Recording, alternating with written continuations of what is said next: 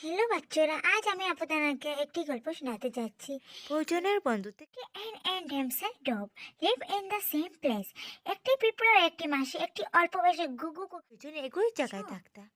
One day, Auntie Ant was walking in the side of the pond looking for food. Suddenly, the wind started blowing heavily. The strong wind swept into the water. একদিন পিঁপড়ে মাসি খাবারের কুচে একটি পুকুরের ধারে হাঁটছিল। হঠাৎ জোরে জোরে হাঁটতে বইতে লাগলো। প্রবল হওয়া তাকে জলে ভাসিয়ে নিয়ে গেল। পিঁপড়া দেখো, পিঁপড়াকে ভাসিয়ে জলে নিয়ে গেছে। পিঁপড়ে মাসি ভাবলো সেই মরতে চলেছে, সেই উঁচু অতীক্ষ্ণ স্বরে চিকিৎসা করতে সাহায্য প্রার্থনা করলো। কুকুরটি তখন পুকুরের উপর দিয়ে উড়ে যাচ্ছিল।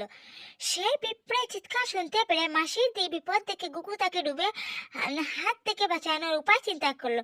সে কাছাকাছি একটা গাছ থেকে পাতা পেড়ে পিঁপড়ে মাসির কাছে ফেলে দিল। পাখিটা দেখলেনি পিঁপড়েকে একটা উঠার জন্য on it. The ant slid on the leaf and safely back to the ground. পিঁপড়ে মাসি তাতে উঠে পড়লো আর পাতায় বেশ নিরাপদ ডাঙ্গায় ফিরে এলো। তখন পিঁপড়ে মাসি নিরাপদে আসে। কিছুদিন পরে পিঁপড়ে খেয়াল এলো যে একটি শিকারী তার জাল দিয়ে গুগুটাকে ধরার চেষ্টা করছে। পিঁপড়ে বুঝতে পারলো যে গুগুর খুব বিপদ, এখনই তার সাহায্য প্রয়োজন। তাই তখনই সে ব্যবস্থা নিল। সেই তারপর সমস্ত শিকারের কামড়ে দিল। শিকারী তার জাল মাটিতে যন্ত্রণায় লাফিয়ে এলো।